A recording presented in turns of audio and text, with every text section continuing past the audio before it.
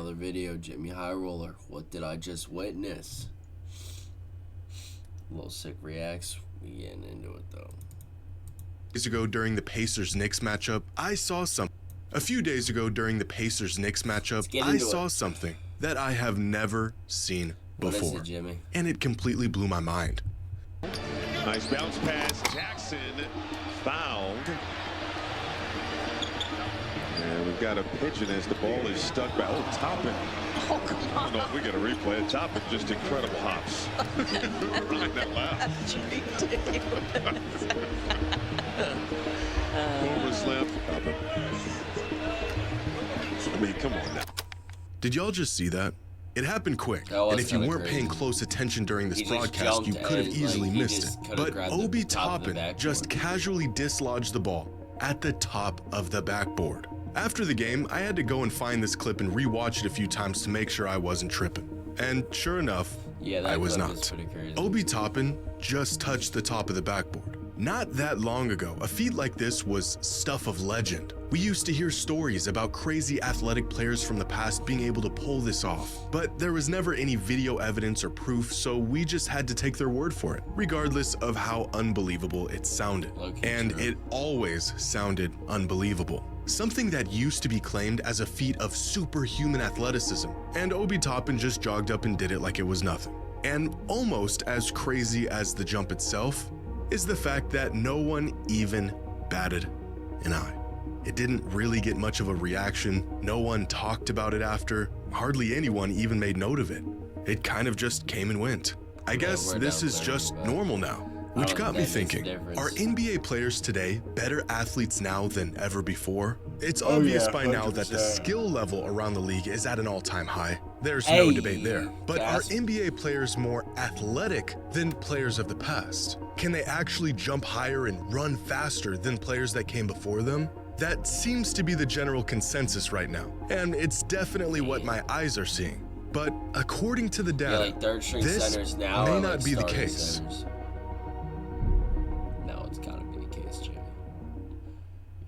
Today's video is sponsored in $100 and bonus at DraftKings comes evolution. You see it everywhere you look. However, the one area in life where this has been up for debate is the NBA. Fans of past eras claiming the league has regressed and is somehow now in a worse state than it was decades ago. But after some lighthearted and completely rational and level-headed discussions, it seems most fans generally agree that the league is in fact better now than it was in the past. Shooting is better, scoring is more efficient, players are more skilled. But does this same logic apply to the actual physical abilities of players? Are today's NBA players better athletes than their predecessors? Well, according to the comment section of any past player's highlight reel, they sure are, claims that today's players are not just more skilled, but they are far superior athletes. And as biased and nearsighted as this may sound, when watching these games today, it's becoming hard to deny. While watching this year's preseason, it felt like what was once a jaw-dropping feat of athleticism has now become a fairly regular occurrence. Like, what is this? Christian Braun, a player who is not even regarded as a high flyer, taking off in traffic, head at the rim, gets stuffed by Hartenstein, and they're back off to the races like nothing even happened. Here's a play by Brandon Miller, a skill guy. Why is he catching a body like prime Blake Griffin? Zach Edey is 7'4", 300 pounds, and the man is catching lobs like he's an athletic stretch 4. This is the same guy who, coming into the draft, was described as a plotter, slow, unathletic. This guy, whose strengths were noted as everything but his athleticism, who's catching the ball from the stratosphere. 7'5" alien leaning into a double pump. I need to see Wemby versus What am I Edey. watching? This block by Malik Monk? This is insane. Somewhere there's a career defensive mixtape of Michael Jordan doing this same exact block. Nowadays, this is just another Tuesday in the NBA. None of these plays from a week's worth of preseason games will make anyone's career highlight tape. They're not really noteworthy in today's game. In fact, despite their incredible physical tools, some of these players aren't even on an NBA team at the moment. So are NBA players today athletically superior to players of the past? According to years worth of data across not just basketball but many sports, the answer time and time again is no. Anatomical and physical evolution takes far longer than just a few decades. Wow. Most measurable metrics suggest that there's little to no improvement on athleticism of athletes today versus athletes 20 or 30 years ago. And most of what little improvement has been made can usually be attributed to better training, better nutrition, and better equipment. But when it comes to the NBA specifically, what exactly does the data say? And how much athletic progression has there been over the last 20 or 30 years, if any at all? Here is a graph of the average vertical leap of every NBA draftee since 2000. Unfortunately, there isn't any publicly available data on draft classes before 2000, but still, this is a quarter century worth of data. And throughout the last 25 years and nearly 1,500 players, there has been a slight increase in leaping ability of players around the league. In 25 years, the average vertical leap in the NBA has increased by about 3 inches, or about 8% higher than it was 25 years ago, which isn't much, but it is notable considering the sample size. However, 3 inches of leaping ability does not explain the elevation in gameplay and acrobatics that we see in the NBA today compared to where it was nearly 3 decades ago. In fact, an 8% increase around the league could be attributed to simply the optimization of athletics rather than the athletes themselves. As previously mentioned, equipment, training, and nutrition. What is interesting though is that 25 years ago there was a distinct separation in explosiveness from position to position,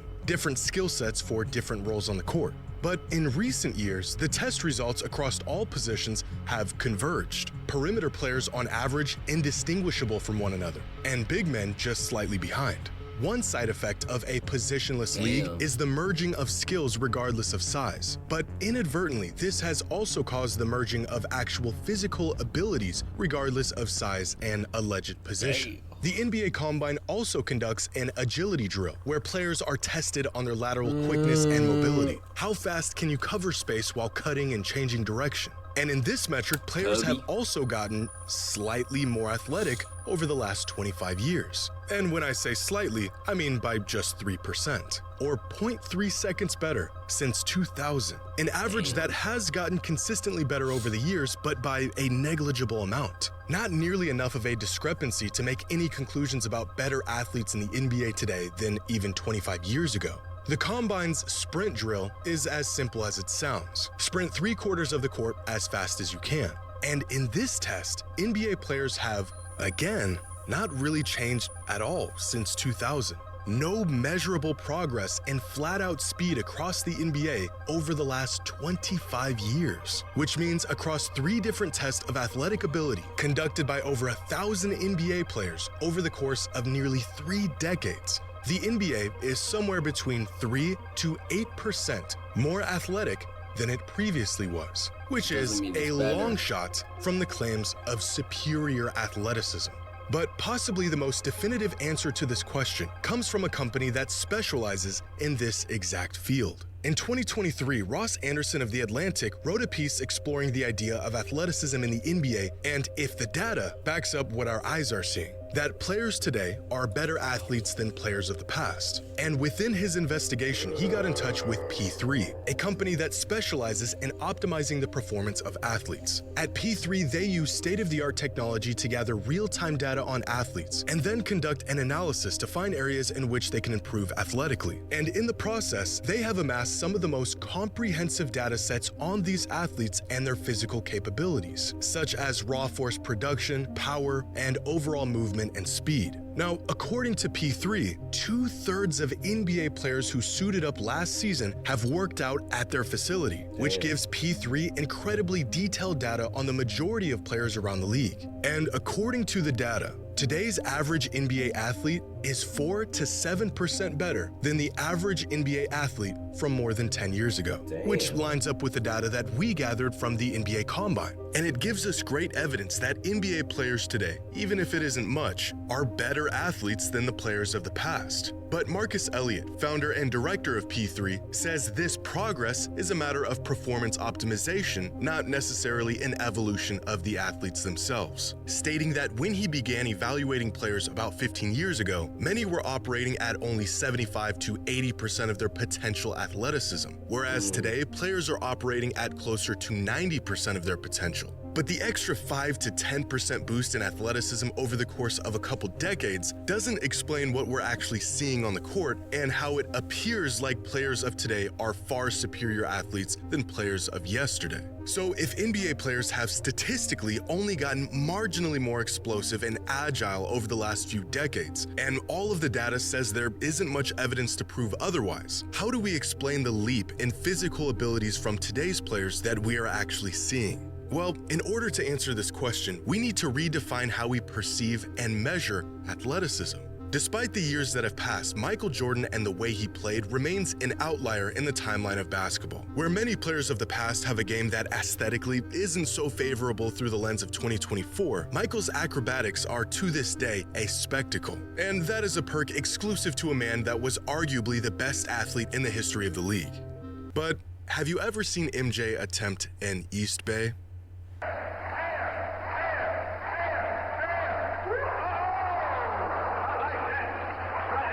Well, it's kind of weird.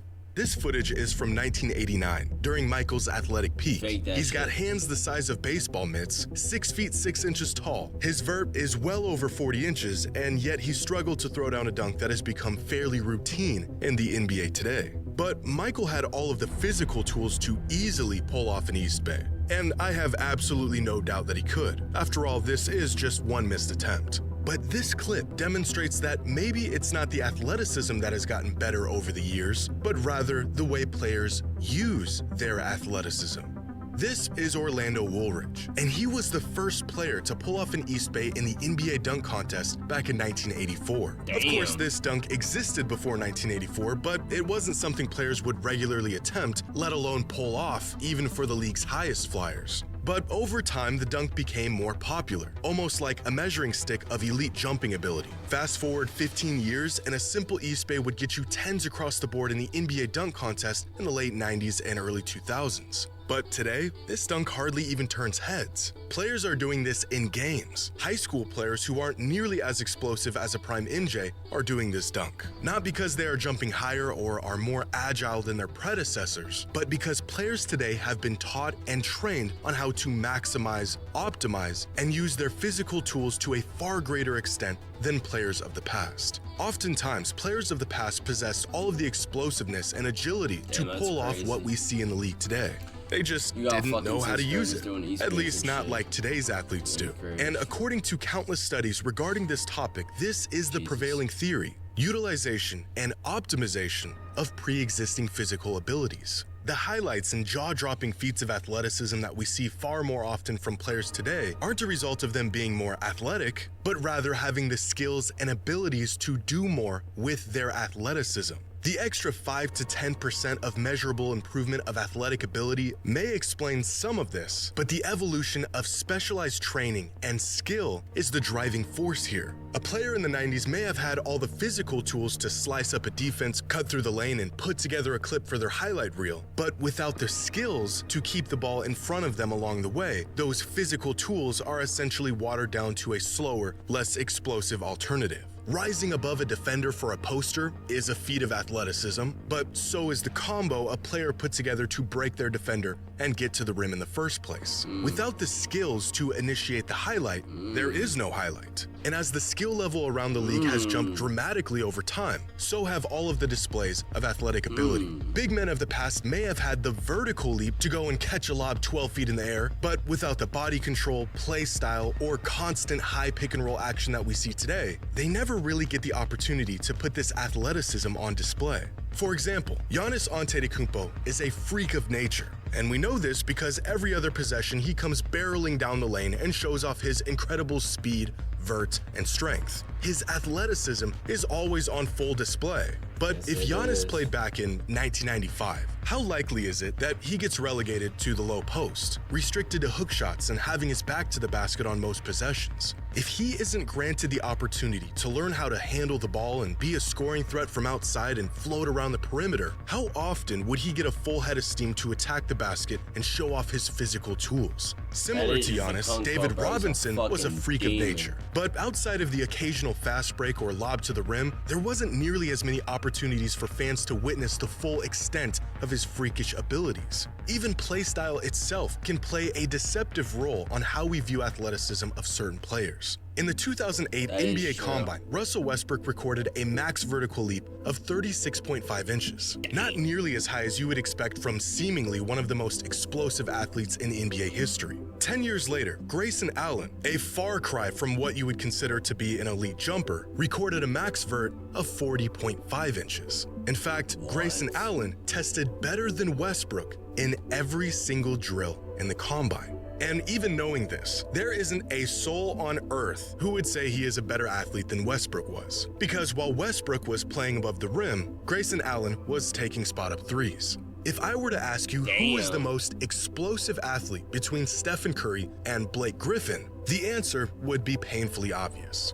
Except most fans would get it wrong. Because in the 2009 Combine, their results were virtually identical. Blake was actually more agile than Steph in the agility drill, and Steph somehow clocked the same max vert as Blake did. Athleticism and how we as fans identify it can be a very misleading thing. It all depends on how and where you use it. When a player in the NBA makes a crazy layup, this is often a result of skill opening the door for athleticism, not the other way around. Knowing how to utilize the angles, how to attack a defender, how to move your body and get the best look at a shot. These are all skills that have been developed, skills that are far beyond the average player of the past, and skills that allow players to actually use their athleticism to their full potential. And when we watch this, it appears to be more athletic than what we saw in the past, because it is. But not in any quantifiable way that can be measured through a vert test or an agility drill. Without the ball in their hands, NBA players today are almost indiscernible from players of 25 years ago.